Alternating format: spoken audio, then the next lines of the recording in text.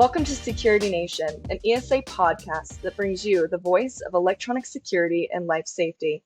We bring on security pros to discuss the latest industry happenings, new technology, and best practices, telling your story to become the ever-present voice in an ever-changing industry. I'd like to introduce this episode's guest. We have Jake Voll, president of SS&si Dealer Network, one of the fastest growing security and low voltage distributors in the United States. Jake is also the proud son of an alarm salesman, and his experience in the security industry began in high school while working for a family alarm business. He's joining us today from their head office in Deltona, Florida. Thanks for coming on the podcast today, Jake. Oh, thanks so much, Hannah. I'm glad to be here. Yeah, absolutely. So, if you wouldn't mind, could you tell our listeners a little bit about your story, your background in the industry? The bio, it says that you started in high school. Would you be able to share a little bit more details about your background? Yeah, and I guess I may have I may have made a mistake on there. I always tell people that that my experience really started as a young kid, probably like 8 or 9 years old, in the back seat of my dad's car. He was an alarm salesman, and we would be out driving somewhere, and he would see a U-Haul. And if it was turning into a neighborhood, wherever we were going, we were going to make a pit stop. And he'd chase down the U-Haul, and as they were getting out, moving their stuff in, he'd be introducing himself and selling them an alarm system. So we'd be in the back seat, kind of watching it all play out. And so I always say that's really where I got my start, kind of watching alarm sales 101 from the back seat. But then I got an opportunity to work for my parents' alarm company in high school. I was pretty bad at it, honestly. I was a technician for a summer, and I didn't do very good. I had a habit of going up the ladder and then kicking it out from under me, and so that they put me off on getting lunch. Right, I was really Yeah. excelled at getting lunch for the team, but could not be trusted on a ladder. Oh my gosh. Yeah. So was there a lot of claims that you were having to fill out with all those ladder drops that you were? Yeah, somehow the paperwork always got lost. There was never any Yeah. workers' comps claim. That's one of the benefits of being in a family business, right? You can kind of, at least when it was Yes. my injuries, they might get overlooked. Absolutely. I'm sure. I'm sure. So like where'd you go after your family business? So you said you started that in high school and stuff. Where did you kind of go from there after you Yeah, went yeah, no, through great that? question. So I actually started selling security products from my parents' company's stockroom. So I was Gotcha. taking products that they were buying and selling it online, and ended up selling it to a lot of small alarm companies around the country. Um, and you realized very quickly that I needed to focus the sales entirely on those alarm companies and not sell anything to end users, because it got to the point where I was programming alarm systems over the phone with people all over the Oh, country. wow. It was a nightmare, but instead, I really loved building the relationships with those small alarm companies. I would call them every week and find out what they Hmm. needed, and it grew pretty quickly. And I actually built the business through high school and into college, and grew my team while I was going to college, and now somehow we just became a really legitimate distributor. It was very strange. It went from selling online in high school to picking up more and more product lines and supporting more and more dealers throughout the country, and now we're proud to support more than 1,000 security companies around the country, 7 of the SDM 100 dealers. And it's been a really fun ride getting there from a kid in high school selling parts out of the part room to 2 locations now shipping nationwide. Wow, that's amazing. I didn't realize that was the beginnings, the beginnings of Yeah. where I don't know where everything that you've taken it. Wow.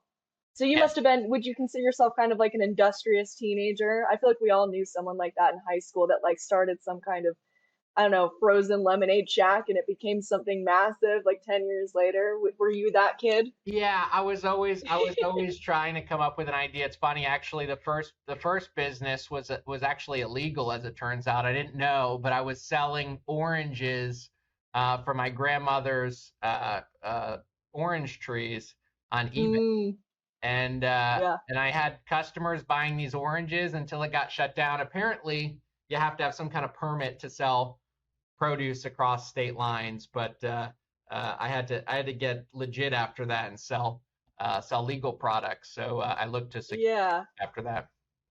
Beginnings in the black or yeah, the black market with orange sales. That's hilarious. No, Yeah, I don't know if you've ever driven through like the California border. But yeah, they actually like have like a station where sometimes they will check your car to make sure you're not bringing any oranges and fruits across the border. They take it very seriously in certain states. It's kind of yeah, crazy. it's a good thing I never tried to deliver it myself. I could have ended up in handcuffs, I guess. I know, right? Who knows where you'd be now? That's right. So, what made you decide to take a different path? Why didn't you choose to stay with your dad's alarm business, sales business, and decide to go into distribution? Yeah, so number one, I always kind of wanted to do my own thing, and we see this a lot with, we work with a lot of second and third generation alarm companies. Oftentimes, the kids, so to speak, are they come to the family business and they haven't had an opportunity to do anything other than the family business, Right. and sometimes that works out very well, and other times they don't know how good they have it because they haven't tried anything else. And for me, it was really important. And I've seen this again with a lot of our dealers.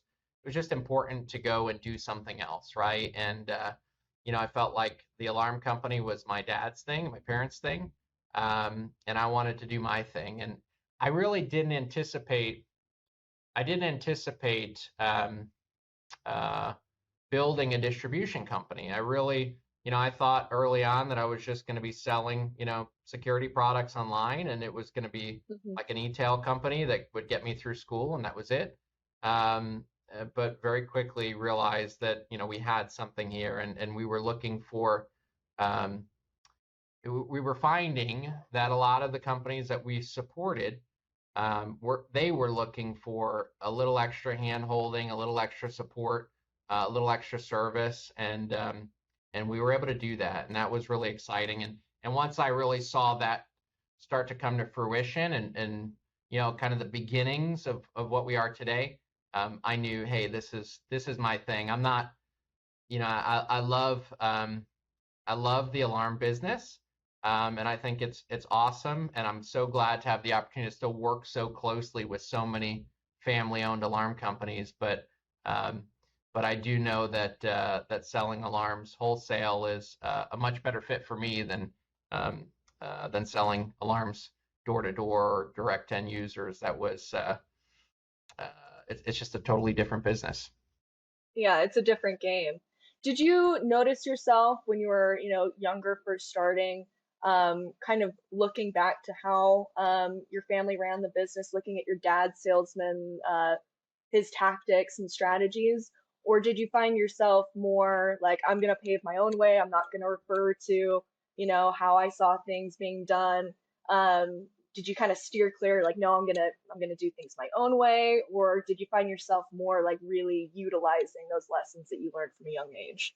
Yeah, I think ultimately it's a different business, but the core values are really the same, right? In any business, Hmm. it's taking care of the customer. It's always doing the right thing. And, my dad was always big on um, just maintaining his reputation, right? If he said that, they were going to do something and they got to the job and they found out that it was going to take a lot more than they'd expected to do it, they were Yeah. still doing it, oftentimes eating the costs. And I took those lessons in supporting customers and applied them to our customers. And they all understand that. I mean, our most successful dealer partners live by those values of supporting the customer and doing the right thing. So when we do that for them and we support them, they appreciate it. I always say when everything's going right, right, it's very hard to tell companies apart.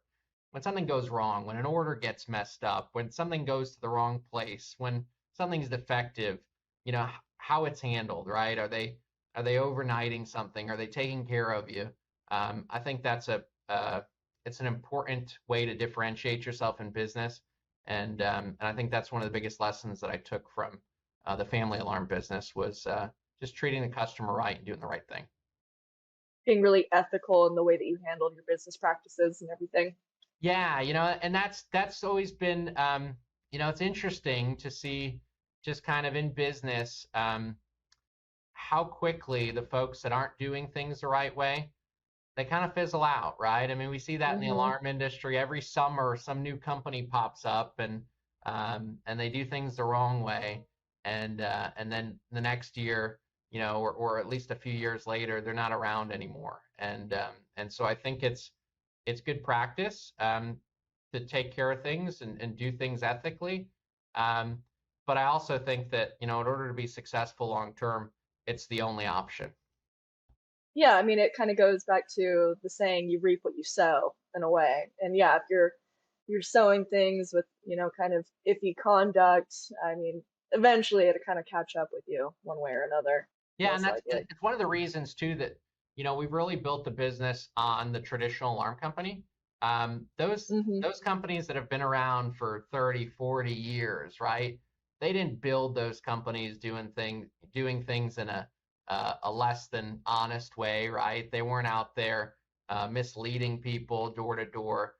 I'm a big believer in the fact that door to door sales can be done honestly and ethically.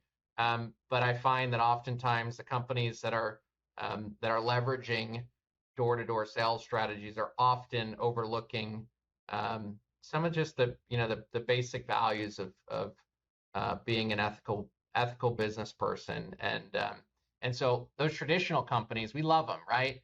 They're not here today, gone tomorrow.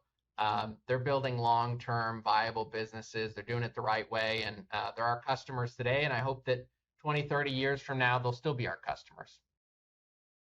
Oh yeah, I agree. When we're talking about like ethical salesmanship, what do you think? So I mean, we're in the security industry, life safety industry, so obviously, um, when you're having sales discussions for security systems, uh, there is a little bit of a fear-based approach, or there's some cautionary tales, like, you know, are you in a safe neighborhood? What do you think? Is it ethical to sell with kind of a fear-based approach? Does that make sense? Does that Yeah, question no, make sense? I think it's we see this all the time that some companies, in an effort to sell themselves, really focus on selling the problem, right? And Right. I think some of these companies focus too much on scaring subscribers. I don't think anybody shopping for a security system is unaware of all of those bad things, right? I mean, most of Right. the time, they're buying a security system because they know something's happened to somebody. The neighbor's been burglarized, they're broken into. Exactly. And so I think warm and fuzzy sells, right? Like instead of telling somebody the story of a burglar kicking down the front door, I think, showing the traveling business person looking at their kids sleeping on their phone, right? Um, Mm, I think that sells that connection that you otherwise wouldn't have without a security and smart home system. I think that sells, and the most successful companies they're selling that connection, whether it's to people or things or pets.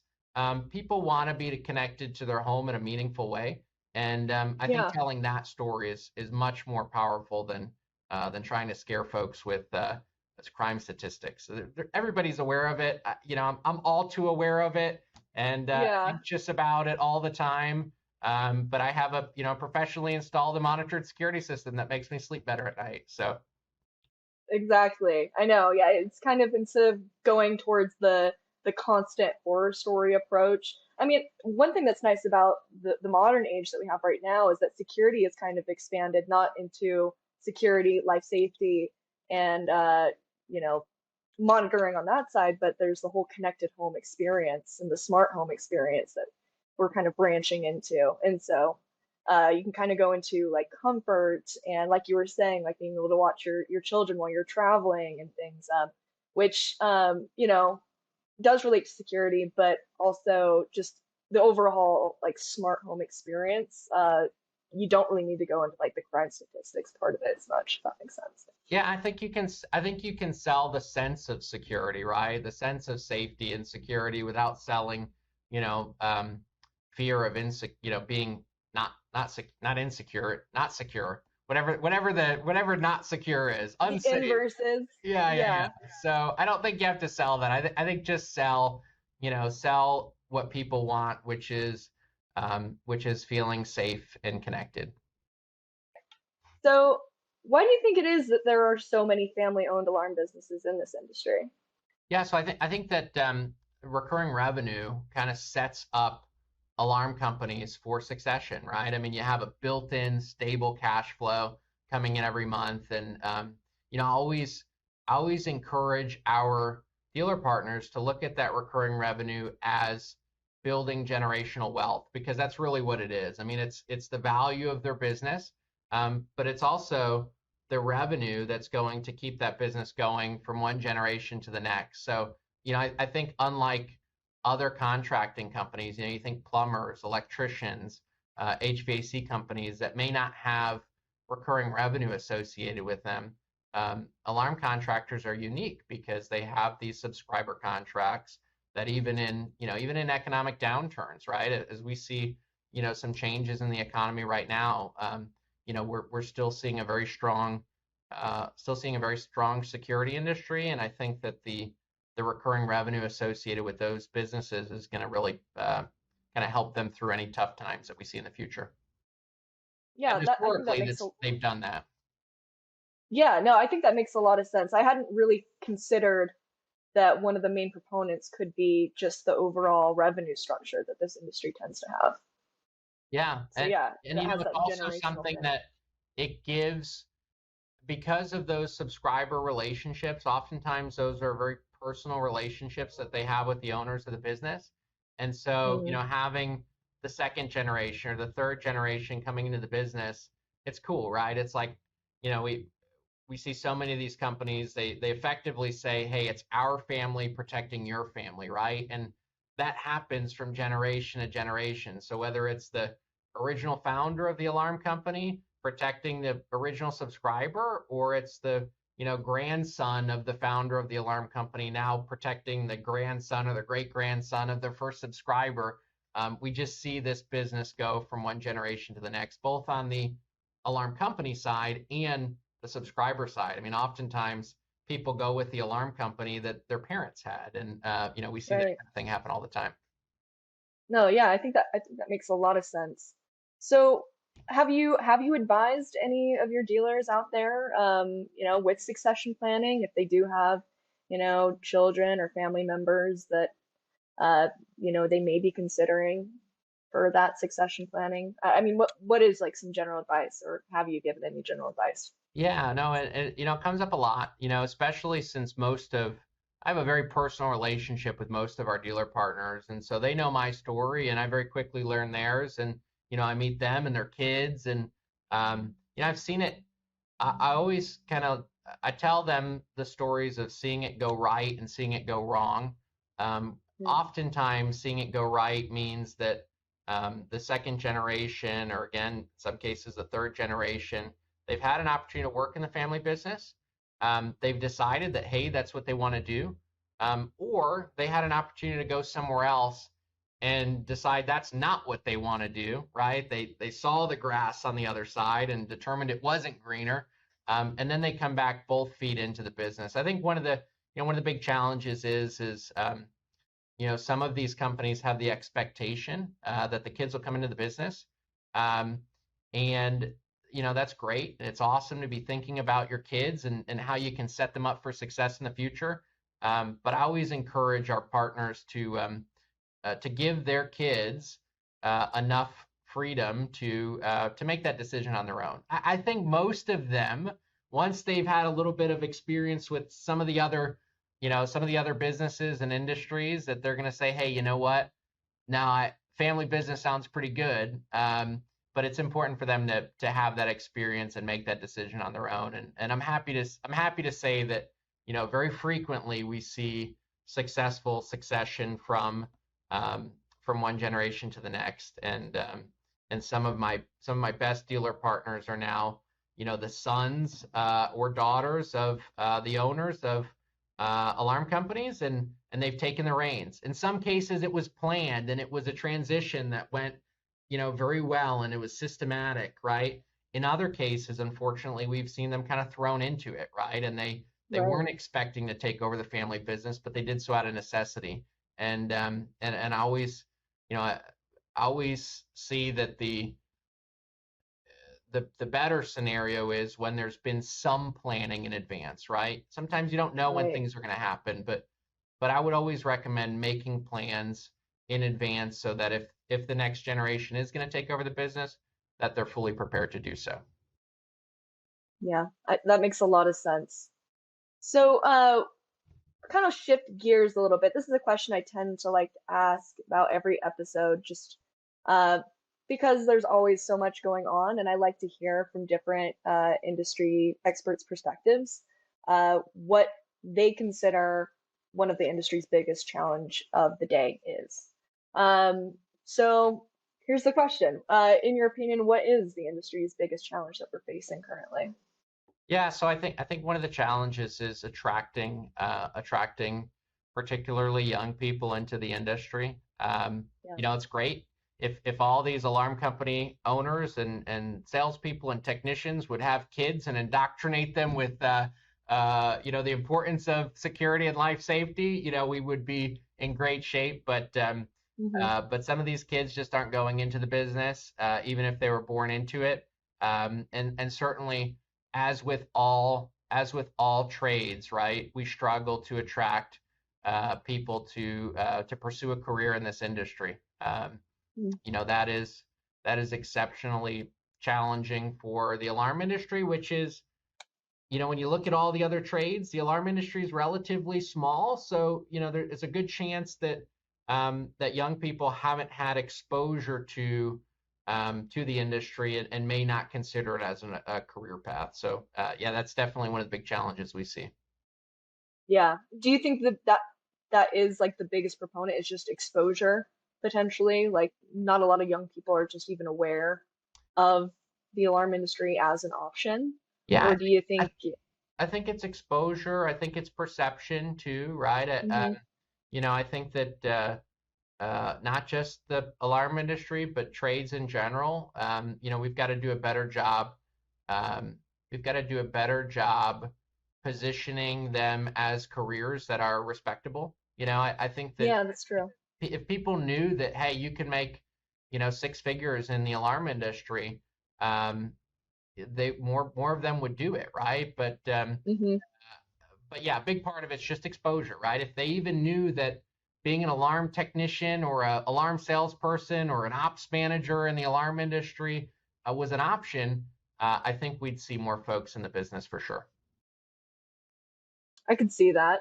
What do you think the Electronic Security Association's role, uh, what role could they play in facing or addressing that challenge? Well, I think they do a great job of, number one, taking folks that are already in the industry and connecting them with like-minded individuals and mentors that can help them grow in their careers through expos like the ESX show. It increases awareness, to young people and people that may be considering a career change. Hmm. That helps them become more aware of the security industry. And I think it's very important that we have a large, strong national organization like ESA to um, advocate on behalf of the security industry and promote the security industry too, right? Because we're all after protecting the industry, but we also have to be focused on how we can do things like grow the industry through scholarships and things. I know ESA does some Hmm. scholarships, and I think that's a great way to get more folks into the business. Oh, that's great to hear you say that. And I actually think I don't know when this episode's going to be coming out, but yeah, our youth scholarship that we do, I think we're going to be accepting applications on that very soon. Oh, So great. anyone who's listening to this, yeah, wants to learn more about one of our youth scholarship programs, go to our website. I know we have some information on it, and by the time you're listening to this, there might be some applications open. That's just one of the initiatives that we have to not only, yeah, to bring youth potentially into the industry if they choose to do so with their scholarship, but just bring some support to young people. Another initiative that we do is FAST, which we partner with SIA to do that. FAST, I think it's the Foundation of Advancing Security Talent. And that is, I don't know, just there's a lot of things that I think ESA, definitely tries to do to tangibly make a difference in bringing not only younger people, but just some diversity too into the industry, and also education for people who are currently here but want to have some upward mobility within their career track in the industry. Well, that's a really important point too, right? Because some folks, if they feel like they're kind of topped out in their career within the industry, they don't feel like there's opportunities for advancement.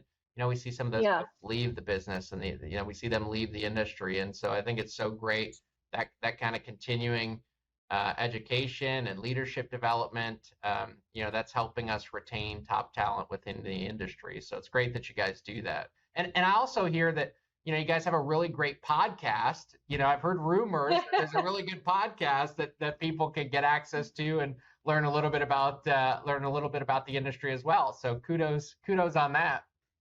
Yeah, no, we definitely try and get the word out in, different mediums, different ways. I mean, we have, the normal outlets. We have our magazine, Security Nation. We have our newsletter, Integrator. But I really felt like it would be good to thank you for giving a shout out to the Yeah. podcast that you're on. To just offer different ways for people to get this content, not just about ESA, but just overall information on the industry, what's happening, what are things that we should be aware of, what are some new best practices or things that we should, keep on our horizon as security professionals.